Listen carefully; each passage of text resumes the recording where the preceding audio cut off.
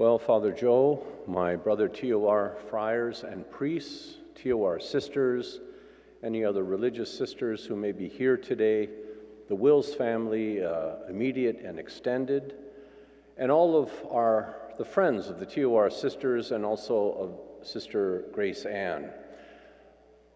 I'm glad that we can all be together for this moment to celebrate a life that is really a full life. It's an amazing life, and I was just looking through this booklet. It tells the story of her life.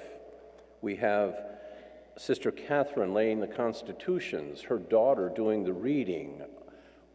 Her daughter doing the reading? We're at the funeral of a sister. What is this? Amazing. 7 children, and she comes into religious life, and this summer would have celebrated 25 years. That's pretty incredible. For me, a life like that deserves eternal rest.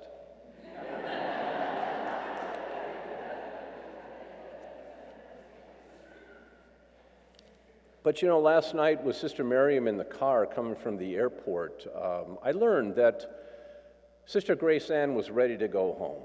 She was ready.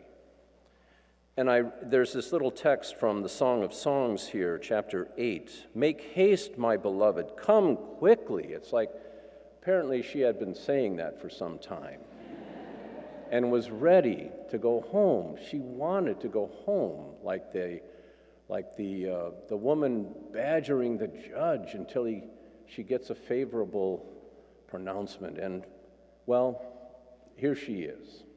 And, of course, this doesn't tell the whole story. What we're looking at here is a casket. It's not the whole story to anyone who has faith to see. And I think that's what I'd like to really talk about, is that faith to see what's going on here. And I'd like to start with what I'm certain is Sister Grace Ann's one of her favorite themes, and that's Christ and Him crucified. Sister Grace Ann and I got to know each other back when I was here in Steubenville, and we even share something in common. We both had car accidents in Austria. And that did kind of unite us, if I must say. But I got to know Sister Grace Ann, and I want to talk about that, what that says to me in terms of what we're looking at here is a casket, yes, but so much more. And if we go to the beautiful crucifix, the religious art in this chapel, the crucifix is front and center. And Christ crucified reveals to us the love of God that comes to us in and through the incarnate Word, Jesus Christ. It does tell us that. If you think in terms of Him going up Calvary and everything we dished out upon Him, just utter evil and terrible things. And He never did, like Peter, pull out his sword and start chopping away at us. That's amazing. I mean, one slap across any of our faces, I certainly know my own, I'd probably get a little uppity, like Peter did. And there's Jesus going up Calvary. What worse could we have done to Him but to beat Him down and then eventually say to Him, get up again so we can crucify you at the top of this hill? And He still didn't back down, did He? He got up every time, and He got up there. He was crucified, yes, He was. And then I recall Him from the Scriptures even saying, Father, forgive them. What is this? It's just undying love for us. And if you might be sitting here today thinking, well, gee, He could never have any mercy for me based on what I've done in my life, start meditating on Calvary and be contradicted, because what worse could we have done that wouldn't have finally made Him just throw up His hands and say, you know what, I am done with you people. And He didn't do it. That's immense love. But you see, there's another reveal going on Calvary, and it is about us and our world. Let's keep in mind, this is pure, unadulterated, self-sacrificing, authentic love come to us in Jesus Christ, and he was crucified. There's something wrong with a world that does that.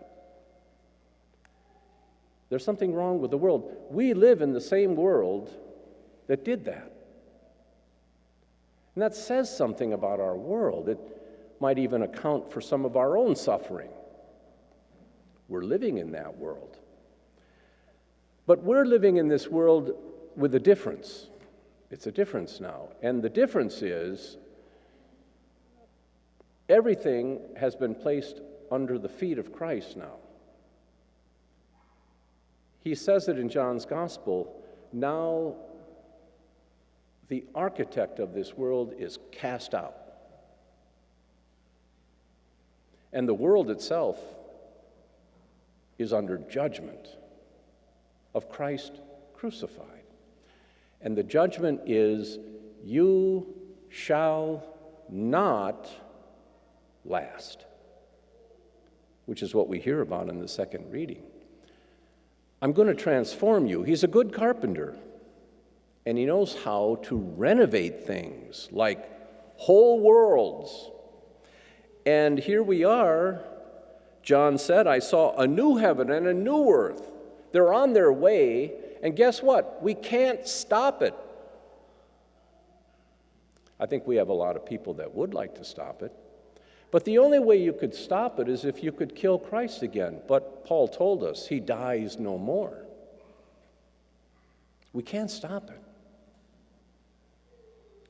I saw a new heaven. The former heaven and the former earth had passed away.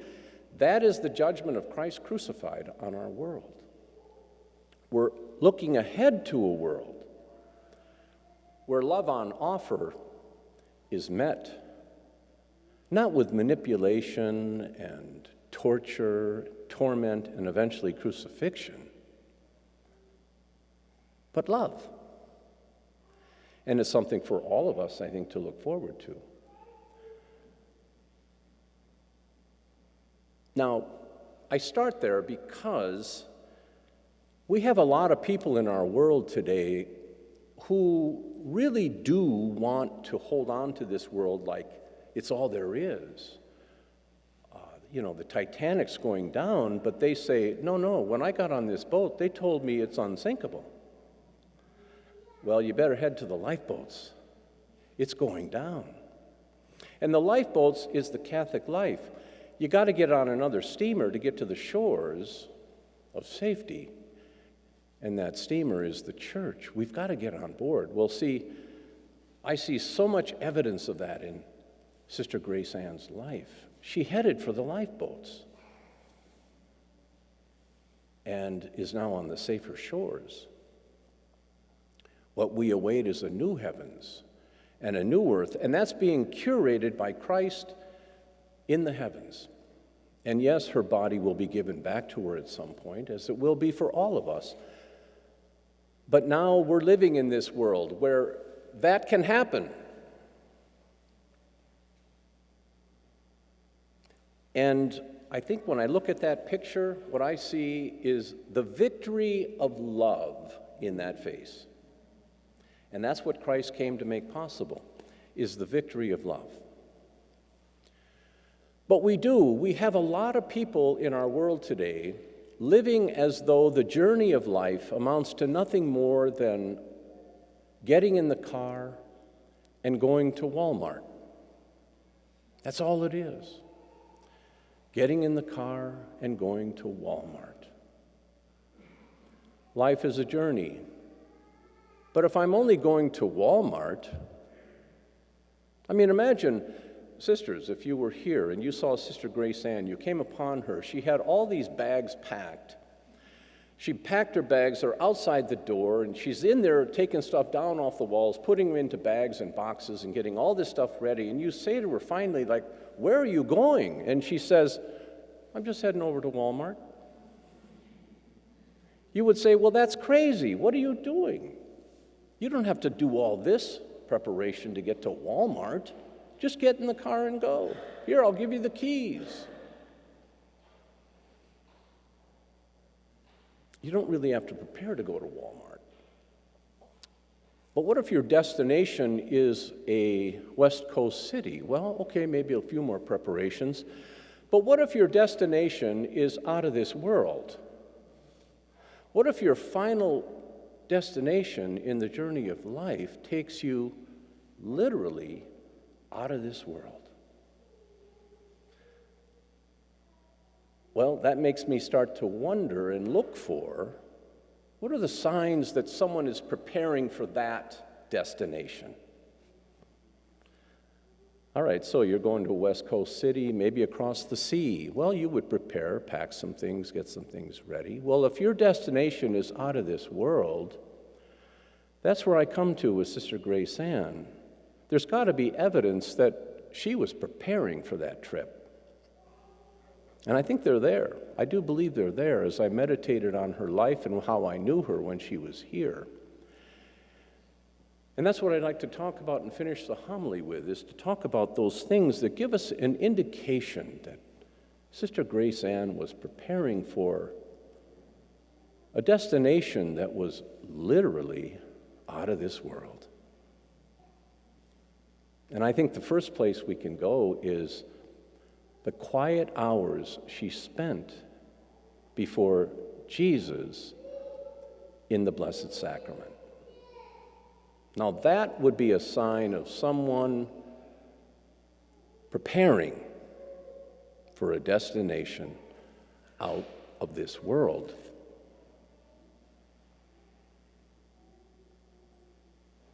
Someone whose destination, and by the way, I'm not just talking like, oh, that awful world out there, while we in here are all about the destination out of this world. No, you find it in the church too. People who are in the journey of life, and they're just going from here to Walmart. It's not just us in here and them out there. This is in the church. But not Sister Grace Ann. And the hours of quiet time spent before the Blessed Sacrament. This is the most pure, unadulterated, self-sacrificing love on offer this side of the grave.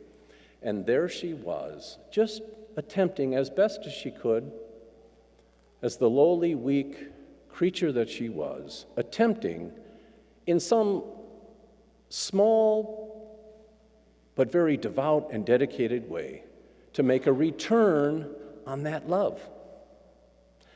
That's someone preparing for a destination out of this world, because that's where it begins. Our first and greatest love belongs to God. It's the first and greatest commandment. And someone just traveling to Walmart might come in here and see her sitting before the Blessed Sacrament, and well, that's a waste of a life. There's so many other things you could be doing. But they're only going to Walmart. But not Sister Grace Ann. Love on offer is crying out for love. And there she was, quietly attempting as best she could to make a return on that love by being present to him in the real presence. This is the real deal. And by the way, you can't meet this on the internet, because the internet is virtual reality. This is real presence, not virtual presence. And there was Sister Grace Ann so many times when I knew her, attempting to make that return on the great love that comes to us in Jesus Christ. First sign that she was preparing for a destination out of this world. The second that came to mind, and you might be able to think of some others, you who knew her so much better when she was raising you in your family even. But I'm guessing some of these would be consistent even with her before she joined religious life. And the other one, the second one that came to mind, was her love of the Blessed Virgin Mother. Mary. Because our Father has given to Mary, as he did at Nazareth, the care of his household. And Jesus said, "In my Father's house there's many rooms." Well, guess what? Mary has care of the household of our Father. She's the one that's going to show us to our room, and she's going to say, "I've got a beautiful room ready and prepared for you. Here, come and take up this place that our Father has prepared for you."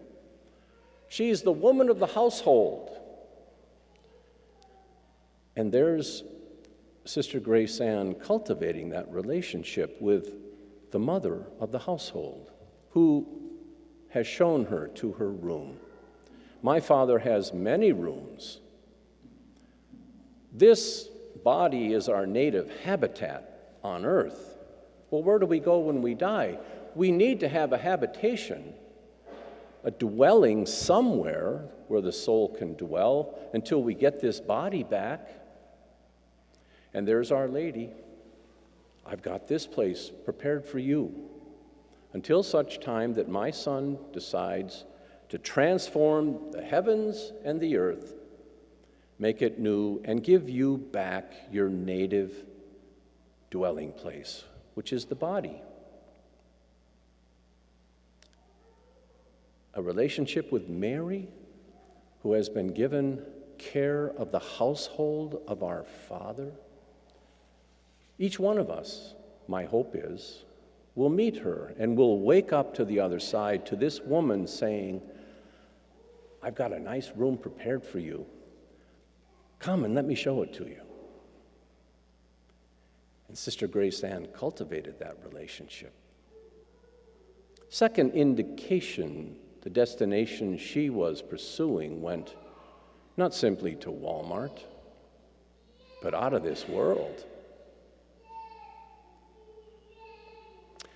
And there's a third one, and again, I know maybe some of you can come up with other signs of her preparation for this journey that she made. Signs and indications. And I find this this sign particularly in the disposition of Sister Grace Ann, which was so humble, because the gate leading to life is narrow. It's a narrow gate, because the gate is Christ himself. And I'll never forget, Bonaventure has a great line. He says, "The humility of God in Jesus Christ is so deep that reason fails to comprehend it." That's the lowliness of our God, the condescension, the humility. That's the gate. How are you going to get through? And there's Sister Grace Ann, indicating once again the preparations. I mean, let's face it, besides us in this church, is she going to have a huge impact in the newspapers at Pittsburgh tonight? Probably not. Does that mean she's wholly insignificant? Yeah, probably to the world, but not to her beloved. Not to her beloved. She became like him in all things, including his humility. The gate is narrow because it's so humble. And the humility required to get through it, I think with that kind of humility in Sister Grace Ann's life, I'd say she's been doing some preparations. She's been doing some preparations. And someone only traveling to Walmart might look at that and say, "Well, you know what? You got to find your voice. You got to get in there and start asserting yourself and pushing people around. And yeah, but you're only going to Walmart."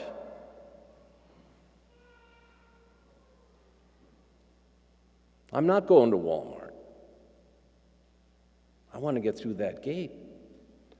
And as I grow in my love of my Savior, I become like him. And Sister Grace Ann gives some evidence of the fruit of that in the humility of her disposition. And I think all of us know what we're talking about when we say that. She testified to being a lowly woman.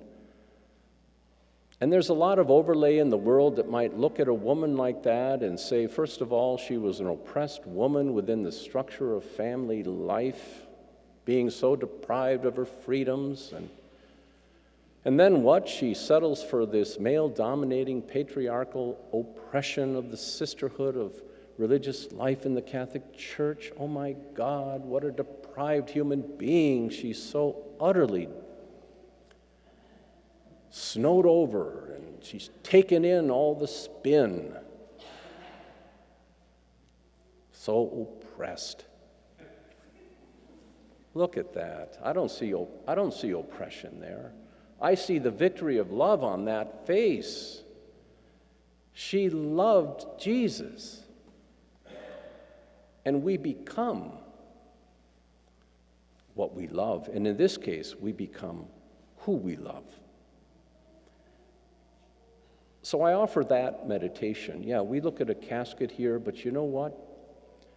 There's plenty of signs, I guess, or evidence, we might say, that her destination goes beyond what we see here.